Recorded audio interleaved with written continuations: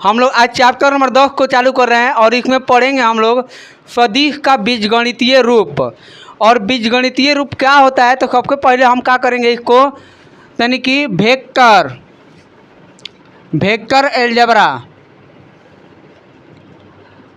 Algebra को पढ़ेंगे।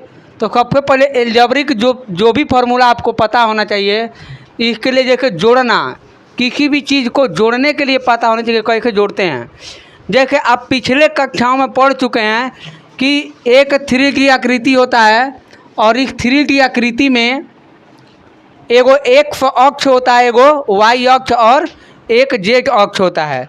तो इसमें सबसे पहले किसी भी अक्ष को बनाने के लिए एक रेखा की ज़रूरत पड़ेगी और रेखा का उसमें तो रेखा जो होगा उसमें अक्ष होता है, पहले का एक्स अक्ष, वाई अक्ष और जेड अक्ष। तो देखिए ध्यान दीजिएगा, इस रेखा को हम लोग बोलते हैं एक्स अक्ष कहते हैं, एक्स अक्ष। और इस रेखा को क्या बोलते हैं, एक्स अक्ष। अब ध्यान दीजिएगा, जब इस तरह के कोई रेखा गुजर जाए ऊपर की तरफ तो इसको बोलते हैं वाई अक्ष। तो वाई अक्ष इसको कहते हैं। लेकिन जेड अक्ष जो होता है कुछ इस तरीका का होता है। देखिए ये अक्ष होगा इस तरह के और ये अक्ष, और इस पर क्या होता है, लंब होता है। यानी कि प्रत्येक रेखा एक दूसरे पर लंबवत होती है। लंबवत का मतलब कि एक दूसरे पर, जैसे ये दोनों अक्षों के बीच कितना डिग्री का कोण बन रहा है, 90 डिग्री का कोण बन रहा है। तो यहाँ पर एक रेखा एक गुजर जाएगा आगे की तरफ, क्योंकि 3D आकृति होगा और 3D आकृति को हम लोग बोर्ड पर नहीं सूचित करते हैं। इसीलिए हम मान कर चलते हैं कि ये रेखा कुछ इस तरीका से है और रेखा है तो इस वाई अक्ष के साथ 90 डिग्री का कोण बनाएगा और इस एक अक्ष के साथ कितना डिग्री कोण बनाएगा, 90 डिग्री के। तो हम इस रेखा को कहाँ पर खींचते हैं, कुछ इस तरीका के खींच देते हैं। और ये आपकी जो रेखा होगी ये जेड अक्ष के नाम से जानते हैं। और इनके बीच, अगर इन रेखाओं के बीच अगर बात करते हैं तो हमेशा कितना डिग्री का कोण बनता है, 90 डिग्री के।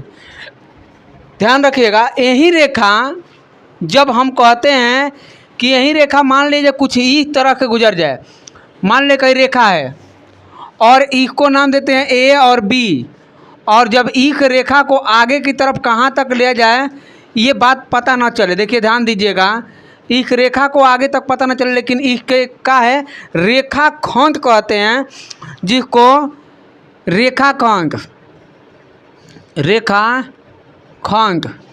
और रेखाखंड यानी कि लाइन फिगमेंट होता है, इसको बोलते हैं लाइन फिगमेंट यानी कि रेखाखंड। देखिए कोई भी रेखाखंड है ये कहाँ तक लिया जा सकता है, इन्हें अनंत तक फैली हुई है और इधर भी अनंत तक फैली हुई है। तो इस रेखा को हम लोग कहते हैं, जो इस भाषा में, किसके भाषा में, तो सदिश के भाषा में जो कहते हैं इसको दिष्ट रेखा कहते हैं। दिष्ट रेखा या रेखाखंड कहेंगे। क्या कहेंगे, दिष्ट रेखाखंड। ये रेखा जो होती है इनके बीच में एक सूचित करने के लिए इसको क्या करते हैं, तो ये रेखा ध्यान दीजिए कहाँ से कहाँ तक है, तो ए बी। तो इसको हम कहते हैं कि ए से लेकर बी तक, और जब इसके ऊपर तीर का निशान दिखा देंगे इस तरह के, तो आपको पता चल जाएगा कि रेखा जो है ए से बी की तरफ है। और इसको पढ़ते हैं कहाँ, कि सदिश का पढ़ते हैं हम, सदिश पढ़ते हैं, सदिश ए। या इसी चीज़ को यहाँ से लेकर यहाँ तक को हम ए से सूचित कर देते हैं, तो इसको कहते हैं सदिश ए, या सदिश ए कहें, या इसी सदिश को हम कैप द्वारा भी क्या करते हैं, सूचित करते हैं। इसको हम लोग पढ़ते हैं कहाँ, कि कैप कहते हैं। कैप यानी किसका कैप है, ए का कैप है। इसको हम लोग भी कहते हैं कहा कि इसको तीर के निशान ना कह के इसको वेक्टर कहते हैं, वेक्टर या सदिश के नाम से जानते हैं। ध्यान दीजिएगा, सदिश कहते हैं। बात समझिएगा। अभी छोटे छोटे बातें हैं कि किसको क्या कहते हैं। सदिश उसे कहते हैं कि जिसमें परिमाण और दिशा दोनों हो। जैसे परिमाण क्या होता है, तो जिसमें कोई ना कोई मान लीजिए कि उसमें कुछ आपको निश्चितता के भाव को दिखाया गया हो, कि जैसे वो चल रहा है तो किस स्पीड से चल रहा है। कोई चल रहा है, मान लो कोई चलेगा यहाँ के 3 किलोमीटर के रफ्तार से, मान लो कोई चलेगा, तो उसमें दो चीज़ पता चल गया। एक तो दिशा पता चल गया कि किस दिशा में जा रहा है, और प्लस में कोई चीज़ अगर तय करेगा तो उसमें डिस्टेंस कोई तय करेगा तो उसमें परिमाण भी आ गया। तो परिमाण प्लस दिशा जिसमें होता है उसी को क्या नाम देते हैं, सदिश नाम देते हैं। अब जो सदिश होगा इसको किसी फंक्शन के द्वारा सूचित करते हैं, और वही फंक्शन जो होता है अलजेब्रा के रूप में किसी अंक ABCD या IJK के रूप में सूचित करने के जो तरीका होता है उसी को बोलते हैं अलजेब्रिक फंक्शन कहते हैं। और आज हम लोग पढ़ेंगे जिसमें परिमाण और दिशा दोनों होगा और उसमें अलजेब्रिक फंक्शन भी होगा। उसी चैप्टर को पढ़ने जा रहे हैं कि सदिश के बीजगणितीय रूप। तो सबसे पहले हम लोग पढ़ेंगे सदिश किसे कहते हैं। तो सबसे पहले सदिश की परिभाषा लिखें। इस सदिश में ध्यान दीजिएगा कि सदिश किसे कहते हैं, इसको पहले लिखिए। तो ध्यान दीजिएगा, सदिश किसे कहते हैं, सदिश राशि। कोई पूछेगा कि सदिश राशि जिसको वेक्टर क्वांटिटी कहते हैं, इसको बोलते हैं जिस में परिमाण और दिशा दोनों हो तो उसे सदिश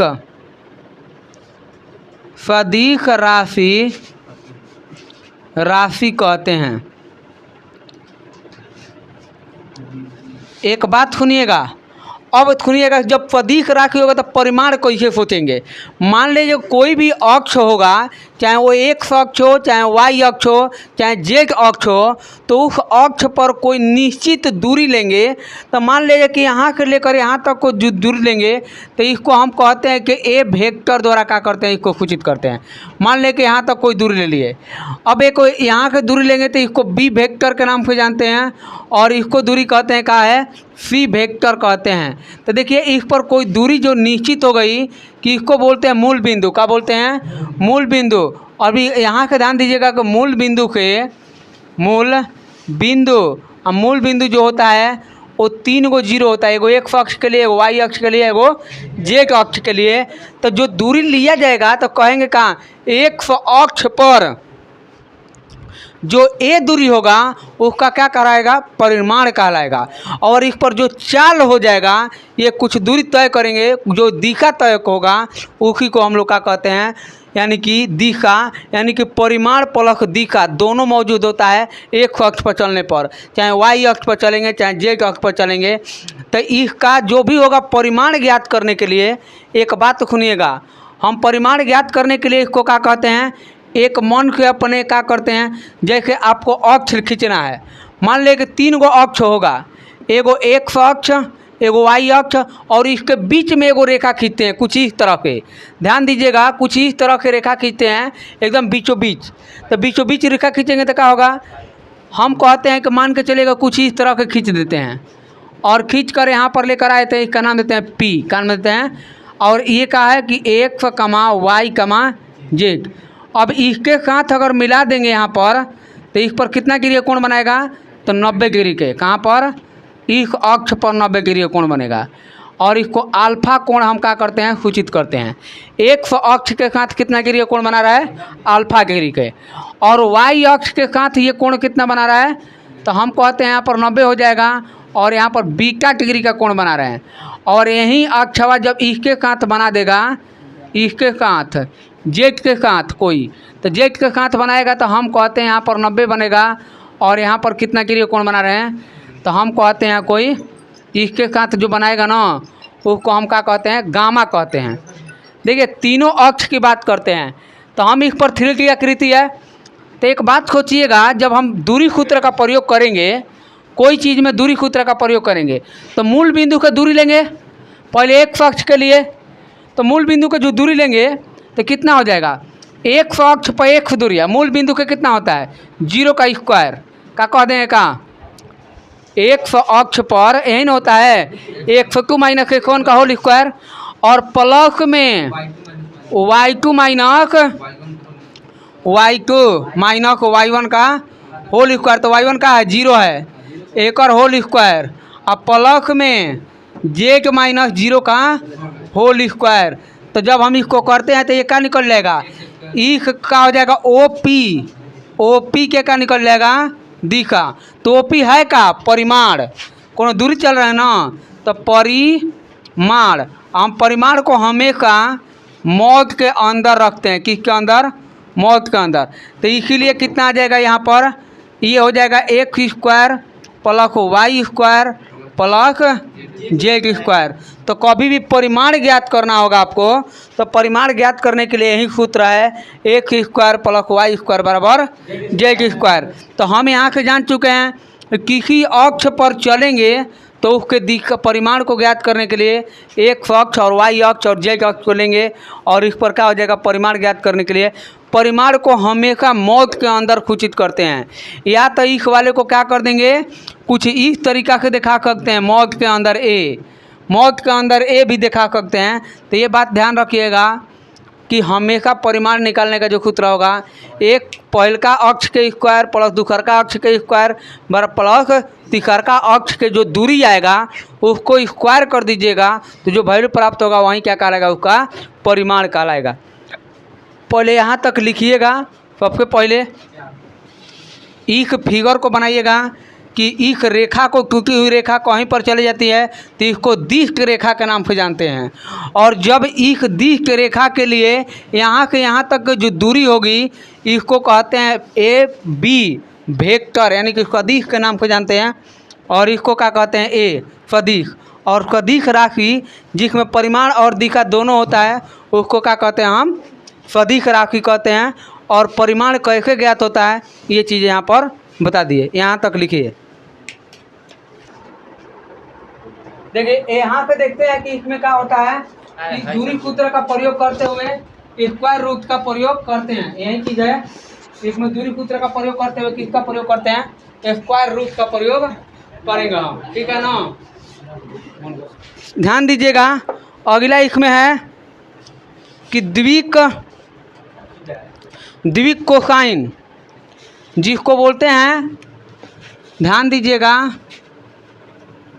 द्विक कोसाइन इसको बोलते हैं का कि डायरेक्शन ऑफ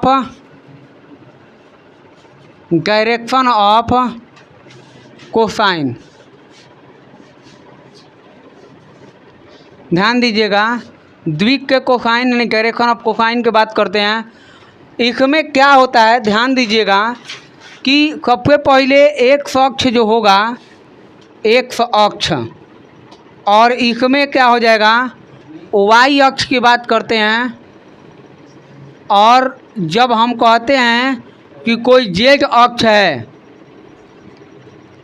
z अक्ष, तो जब इसके साथ ध्यान दीजिएगा कोई, हम यहाँ के मूल बिंदु है तो मूल बिंदु कितना होता है 0,00। अब इसके हम एक लाइन खींचते हैं यहाँ पर जिसका नाम देते हैं P, का नाम देते हैं P। और P का जो निर्देशांक होगा x, y, z। अब ध्यान दीजिएगा ये P बिंदु आएगा, ये x अक्ष के साथ यहाँ पर जो यहाँ का मिला दें तो x अक्ष के साथ, इसके साथ अल्फा डिग्री का कोण बना रहा है। और जब हम कहते हैं कि ये जो यहाँ का बना देंगे तो यही वाला किसके साथ कोण बना रहा है, इसको बीटा डिग्री का कोण बना रहा है। और जब हम कहते हैं यही वाला अक्ष जो होगा जेड अक्ष के साथ गामा डिग्री का कोण बना रहा है जा एक्स अक्ष के साथ एक्स का, यानी कि एक्स अक्ष के साथ, एक्स अक्ष के साथ साथ माने कि अल्फा डिग्री का, एक अल्फा डिग्री साथ कोण बनाता है, कोण बनाता है। बात समझिएगा। ये अल्फा का कोण बनाता है, बीटा का कोण किसके साथ बनाता है? तो वाई अक्ष के साथ। और यहाँ पर गामा का कोण किसके साथ बनाता है? तो जेड अक्ष के साथ। ध्यान दीजिएगा, जब हम कहते हैं यहाँ पर कि जब इसके साथ अगर हम कहते हैं कि एगो एक अक्ष है और इसके साथ ओ पी, और ये कितना है यहाँ से लेकर यहाँ तक 100 कहते हैं। और जब हम इसको एक सर्किल को ड्रॉ कर देंगे पूरा तो इसके साथ क्या हो जाएगा, यहाँ पर वृत्त के निर्माण कर देगा। यहाँ के क्या कर देंगे, एक सर्किल के जब निर्माण करेंगे इस तरह से, तो किसका निर्माण हो जाएगा? तो ये क्या हो जाएगा, एक वृत्त के त्रिज्या के रूप में कार्य करने लगेगा। और वृत्त के त्रिज्या जो होगा कुछ इस तरह का, हम इसको क्या कहते हैं, आर के नाम पे जानते हैं। बात को समझिएगा। हाँ काहे खींच रहे हैं, तो बात को समझिएगा। यहाँ पर ये जो होगा हम कहते हैं कि ओ एक्स। तो यहाँ पर सबसे पहले अक्ष को बनाने के लिए, जैसे हम लोग पिछले क्लासों में पढ़ चुके हैं कि कुछ इस तरह का, मान लेगा हम 2 गो अक्ष लेकर खींचते हैं। जैसे आपको समझाने के लिए 2 गो अक्ष लेते हैं। जैसे मान लें कि एगो एक्स अक्ष है, एगो वाई अक्ष है। तो जब एक अक्ष के यहाँ के एगो दूरी खींचते हैं, मूल बिंदु के दूरी, याद है?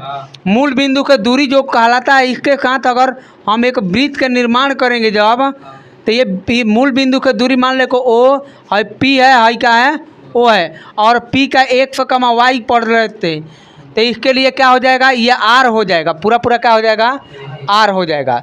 तो अब यहाँ पर ध्यान दीजिएगा, जब आर हो जाएगा तो यहाँ पर क्या होगा, ये पूरा यहाँ से लेकर यहाँ तक क्या हो जाएगा, आर के बात करते हैं। ओपी क्या कहलाएगा, आर ही तो होगा। वृत्त के निर्माण करेंगे तो केंद्र के परिधि तक की दूरी को क्या कहते हैं, आर कहते हैं। तो ये आर हो जाएगा। तो अब देखिए जो यहाँ पर अल्फा के लिए कोण बना रहा है एक अक्ष के साथ, तो यहाँ पर कॉस अल्फा बराबर, तो कॉस अल्फा बराबर क्या होता है, आधार बटा में कौन, आधार बटा में कौन। तो आधार बटा में कौन हो जाएगा, और आधार का मान यहाँ पर क्या है, तो आधार का मान 100 है और कौन का मान क्या है, आर। इसी प्रकार अगर हम वाई अक्ष के साथ एंगल लें, वाई अक्ष के साथ, तो कॉस क्या आ जाएगा, कॉस बीटा आ जाएगा। और कॉस बीटा क्या हो जाएगा, यहाँ पर कॉस बीटा हो जाएगा वाई बटा में आर। और कॉस गामा क्या हो जाएगा, कॉस गामा जो होगा जेड बाई आर हो जाएगा। इसको हम समीकरण 1 कहते हैं, इसको समीकरण 2 और इसको समीकरण 3 कहते हैं। एक बात सोचिएगा, यही कहता है कोसाइन रूल, जो कोसाइन डायरेक्शन जो है, कॉस का एंगल दिया जाएगा यहाँ पर और एंगल देकर इस तरह के काम कर देगा। अब देखिए इसको हम एल द्वारा सूचित करते हैं, कॉस अल्फा को एक सच के एल द्वारा, और इसको एम और इसको आर द्वारा सूचित करते हैं। एल और आर, एल एम और आर द्वारा क्या करते हैं, इसको सूचित कर देते हैं। तो ये जो होगा ना पूरा कोसाइन रूल है। तो कोसाइन रूल को इस तरह का हम क्या करते हैं, समझते हैं कॉस अल्फा कॉस बीटा। जब 3 गो एंगल दे देगा तो आपसे एक अक्ष की दूरी, वाई अक्ष की दूरी और जेड अक्ष की दूरी निकालने के लिए कहेगा। तो इसी पर रखेंगे कोण का मान और निकाल लेंगे। हम एगो एग्जाम्पल लेंगे, पहले कोई उतार लीजिए, उसके बाद हम एगो उदाहरण लेते हैं। यहाँ पर अक्ष पर एग्जाम्पल, एक अक्ष पर अल्फा बराबर 30 डिग्री और वाई अक्ष पर बीटा बराबर कितना लेते हैं, तो 60 डिग्री। और जेड अक्ष पर गामा बराबर 90 डिग्री है, तो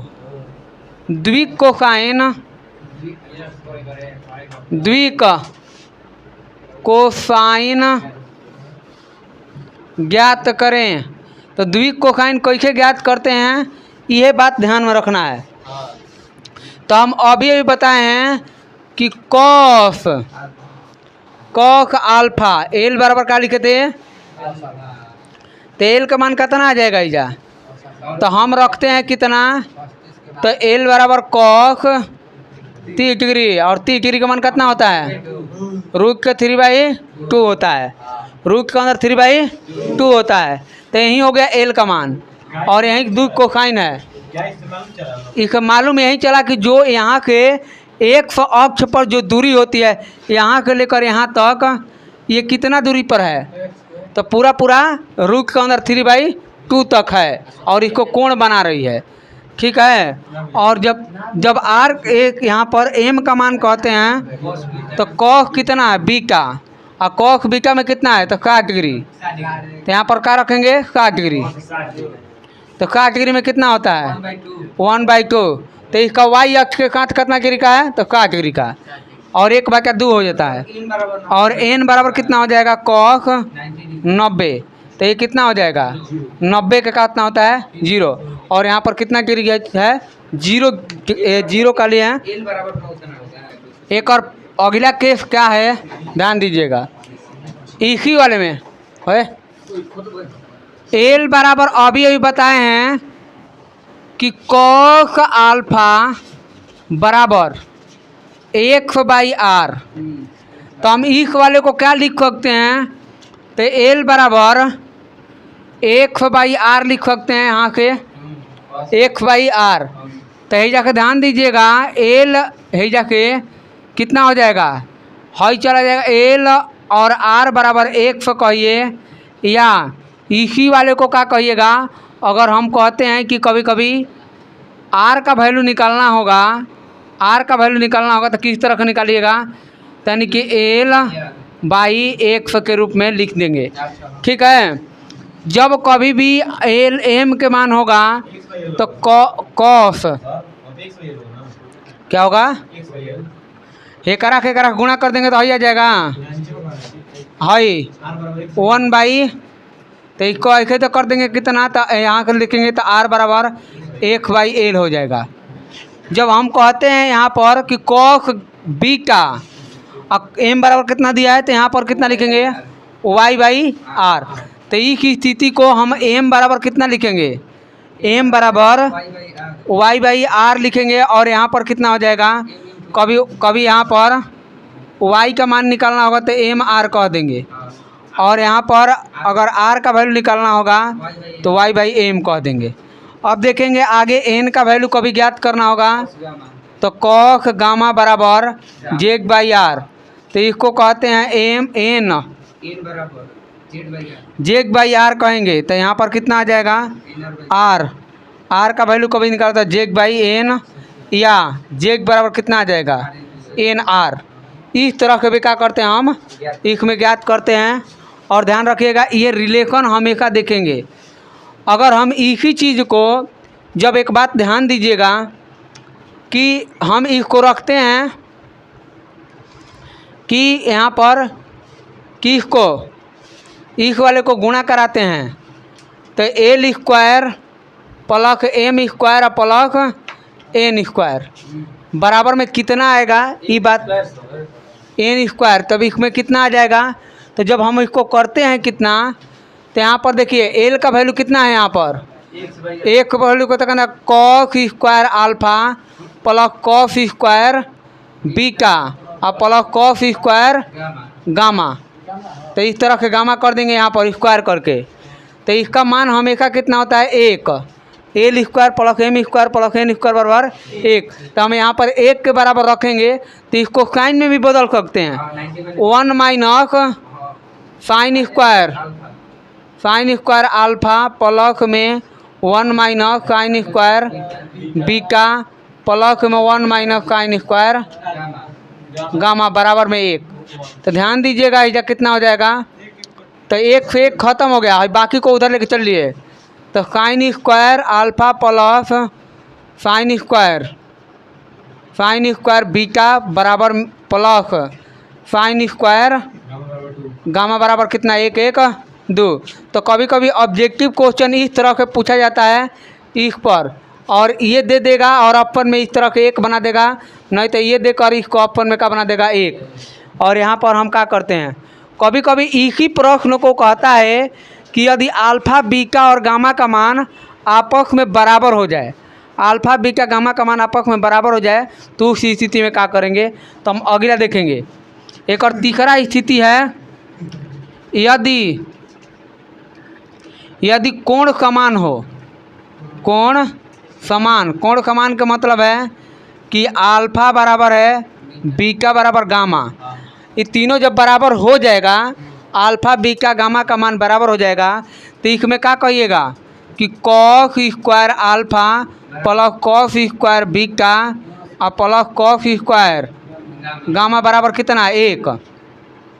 तो 3 cos square alpha, 3 cos square का है तो कब तक एंगलवा के स्थान पर क्या लिख सकते हैं, 1 लिख सकते हैं, तो इसको 1 हो जाएगा। तो कॉस स्क्वायर अल्फा बराबर 1/3। तो कॉस अल्फा बराबर प्लस माइनस 1 में कितना आता है, √3 आता है। ये हमेशा लागू होता है, ये कभी जीवन भर ना बदलेगा। जब भी समान कहेगा कि कोण का मान समान हो गया तो हमेशा कितना होता है, 1/√3 के बराबर आ जाएगा। लिखिएगा टाइप ऑफ वेक्टर।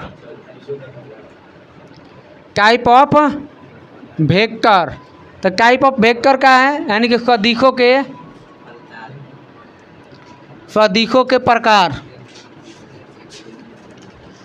ध्यान दीजिएगा कि सदिश 6 प्रकार के होते हैं, और सदिश 6 प्रकार में पहल का प्रकार होता है कहाँ कि आपका पहल का वाला शून्य सदिश, जीरो वेक्टर का है या नॉल वेक्टर। लिखना है कहाँ कि एक ऐसा सदिश जिनके प्रारंभिक बिंदु और अंतिम बिंदु समपाती हो। क्या हो, समपाती। तो समपाती हो, क्या लिखेंगे, समपाती। का मतलब कि एक बिंदु है यहाँ पर और दूसरा बिंदु यहीं पर है, तो इसका कोई भी डायरेक्शन या दिशा नहीं हो सकता है। इसका मतलब क्या है कि ये एक शून्य आव्यूह है। पैराग्राफ चेंज करके लिखिएगा, शून्य आव्यूह को समपाती हो, शून्य आव्यूह को इस तरह के शून्य पर, और इसको वेक्टर सॉरी शून्य सदिश को 0 पर का लगा दीजिएगा वेक्टर। 0 वेक्टर के सूचित करते हैं, 0 वेक्टर के क्या करते हैं, सूचित करते हैं। ध्यान दीजिएगा इसको। अब एक बात बताइएगा कि हम कहते हैं कि इस तरह से दिया गया हो, ये कोई ए बिंदु है, और फिर के यहाँ पर दे देंगे तो यहीं बिंदु बी भी हो जाएगा। तो इसीलिए हम क्या कहते हैं, जो बिंदु ए है वहीं बिंदु ए है, और इसको क्या तो एक तरह के या तो बी या बी के क्या करते हैं, इसको सूचित करते हैं। या तो 0 के सूचित कीजिए, इसको ना है 0 है, 0 ना तो इस तरह के सूचित कीजिए। समपाती का मतलब होता है, सम मतलब कि एक ही पर, और पाती यानी कि दोनों एक ही बिंदु पर स्थित हो, इसी को बोलते हैं का समपाती। अगला लिखिएगा मात्रक सदिश। अगला कौन है, मात्रक सदिश। हाँ, दूसरा यूनिट वेक्टर।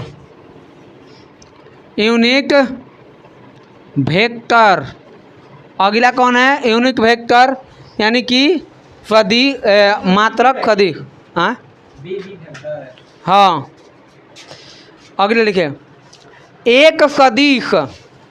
इसमें लिखना है एक सदिश जिसके परिमाण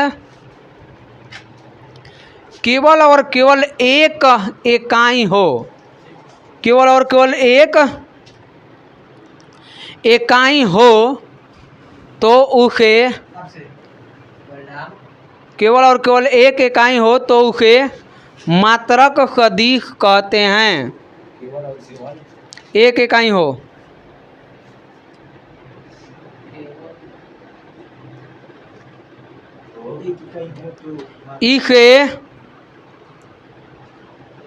इसे ए वेक्टर या एक कैप मान के चलिए कि कोई बिंदु है इस तरह के, मान के चलिए कि हाथ चकाना होता है, थोड़ा सा छोटी चूँकि होता है। मान के चलिए, हम मान कर चलते हैं थोड़ा सा आपको समझाने के लिए कि यहाँ से लेकर यहाँ तक के एक यूनिट है, क्या है, एक यूनिट यानी एक इकाई है। अगर ए से लेकर बी तक की दूरी को क्या कहते हैं, तो ये क्या कहलाएगा, तो इसको कहते हैं ए वेक्टर या ए कैप। कैप का मतलब भी क्या होता है, ए कैप का मतलब क्या होता है, इस तरह से। तो या तो इस तरह के वेक्टर को कहते हैं, या इसको ए कैप के सूचित करते हैं, या ए बी वेक्टर के भी क्या कर सकते हैं, सूचित कर सकते हैं। तो ये क्या है, आपका इकाई सदिश है। अगला लिखिएगा संरेखीय सदिश। संरेखीय, संरेखीय कोलिनियर, संरेख सदिश कोलिनियर, कोलिनियर वेक्टर क्या है, कोलिनियर वेक्टर कहते हैं। कोलिनियर का मतलब होता है, देखिए कोलिनियर यानी कि संरेख। संरेख कब ही कहते हैं, जब एक ही रेखा पर दो या दो के अधिक बिंदु हो जाए या दो के अधिक पॉइंट मिल जाए तो उसको क्या कहते हैं, कोलिनियर। लेकिन एक सीधी रेखा में होना चाहिए। किस में होना चाहिए, सीधी रेखा। मान ले कि एक बिंदु यहाँ पर मिल जाए, एक बिंदु यहाँ पर मिल जाए और एक बिंदु यहाँ पर मिल जाए, तो ये ए हो गया, ये बी हो गया, ये सी हो गया। तो हम क्या कहते हैं कि यहाँ पर सी बिंदु है, ए बी सी, थोड़ा सा बड़का में दिखाते हैं, ए बी और सी। तो यहाँ से लेकर यहाँ तक को ए वेक्टर कहते हैं और यहाँ से लेकर यहाँ तक को बी वेक्टर कहते हैं। तो जब एक ही लाइन में एक सीधी रेखा में जब क्या हो जाए, एक रेखा हो जाए, तो इसको क्या कहते हैं हम, यानी कि संरेखीय कहते हैं। क्या कहते हैं, कोलिनियर। कोलिनियर का मतलब संरेख। लिखिए, लिखिए आगे इसमें दो अथवा दो के अधिक, दो अथवा दो के अधिक सदिश एक ही रेखा के समानांतर हो तो संरेख सदिश कहते हैं। तो उसे संरेख सदिश कहते हैं।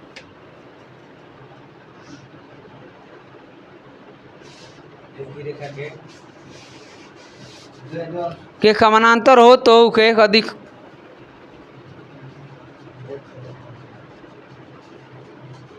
तो उसे संरेख सदिश कहते हैं।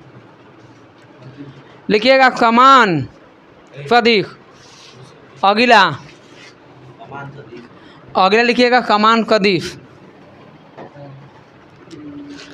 समान सदिश, समान सदिश इक्वल वेक्टर, इक्वल वेक्टर। तो ध्यान दीजिएगा, इक्वल वेक्टर किसे कहते हैं। सबसे पहले बात सोचेंगे कि मान के चलिए कि दो गो वेक्टर है, एक ही बराबर परिमाण के हो, बराबर परिमाण हो। जैसे मान ले कि यहाँ के लेकर ए बिंदु है और बी बिंदु है, ए को क्या है, सी मानते हैं और डी मानते हैं, और दोनों आपस में क्या है, तो इसको ए वेक्टर कहते हैं, इसको बी वेक्टर कहते हैं। तो दोनों आपस में क्या है, ए वेक्टर बराबर है बी वेक्टर, यानी कि ए बी वेक्टर क्या है, बराबर है बी सी डी के वेक्टर के। तो जब दो समान परिमाण वाले दो वेक्टर हो, परिमाण का मतलब क्या होता है, समान डिस्टेंस वाले, और यहाँ पर क्या होता है, समान परिमाण वाले दो वेक्टर हो जाए तो इसको क्या बोलते हैं, समान सदिश के नाम से जानते हैं। तो लिखिएगा दो सदिश, दो सदिश ए छोटा ए पर वेक्टर, ए वेक्टर और बी वेक्टर, दो सदिश ए तथा बी वेक्टर समान सदिश कहलाते हैं। हाँ, समान सदिश कहलाते हैं जब उनके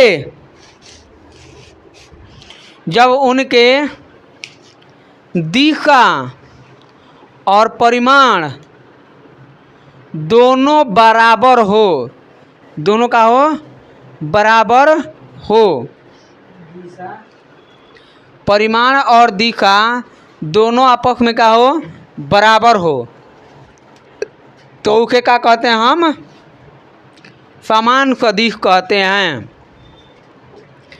ध्यान दीजिएगा आपकी बार, ऋणात्मक सदिश क्या बोलते हैं, ऋणात्मक सदिश।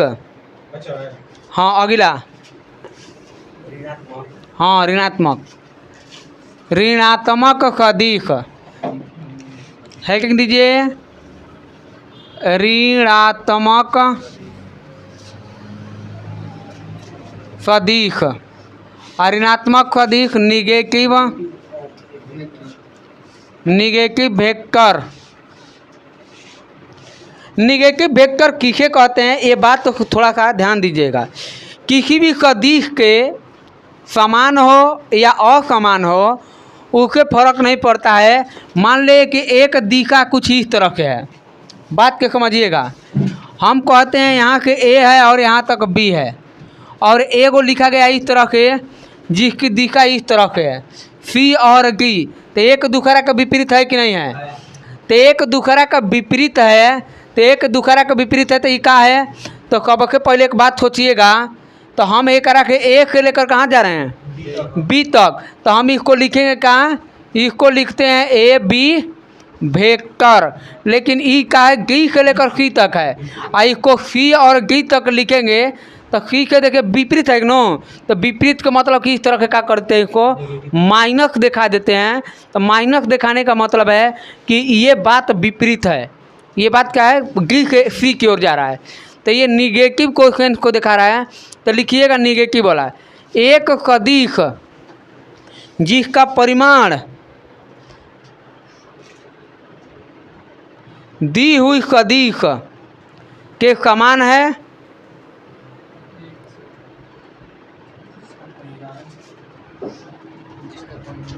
जिसका परिमाण समान है, दिया हुआ परिमाण समान है, लेकिन दिशा विपरीत है, लेकिन दिशा विपरीत है, तो उसे ऋणात्मक सदिश कहते हैं। इसे A B vector minus C D vector से सूचित करते हैं। कुछ इस तरीक़ा से क्या करते हैं, हम इसको निकालते हैं। दिशा विपरीत हो तो उसे ऋणात्मक सदिश कहते हैं। इसे इस प्रकार से निरूपित करते हैं, देखिए यही जा इस तरह से, ठीक है ऋणात्मक। और एगो बचा है सह आदिम सदिश, सह आदिम सदिश को इनिशियल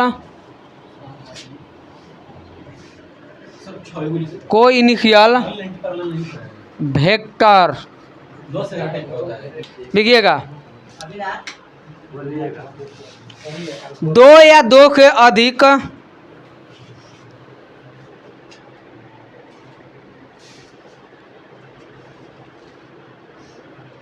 सदिश जिसका प्रारंभिक बिंदु एक ही हो, जिसका प्रारंभिक बिंदु एक ही हो,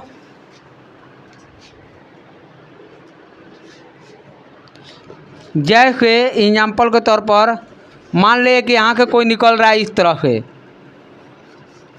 और इसका नाम देते हैं, मान लीजिए पी देते हैं, ए बी सी, कुछ ही इस तरीक़ा से निकाला गया है। मान लेते हैं कि ए वेक्टर है, ये बी वेक्टर है और सी वेक्टर है, इस तरह से। तो एक ही बिंदु के ये प्रारंभिक बिंदु है, इसको इनिशियल कहते हैं, इनिशियल पॉइंट प्रारंभिक बिंदु है, और जिसका प्रारंभिक बिंदु एक ही होता है, और इसी को क्या बोलते हैं हम, यानी कि सह आदिम सदिश के नाम से जानते हैं। ठीक है, इतना ही है।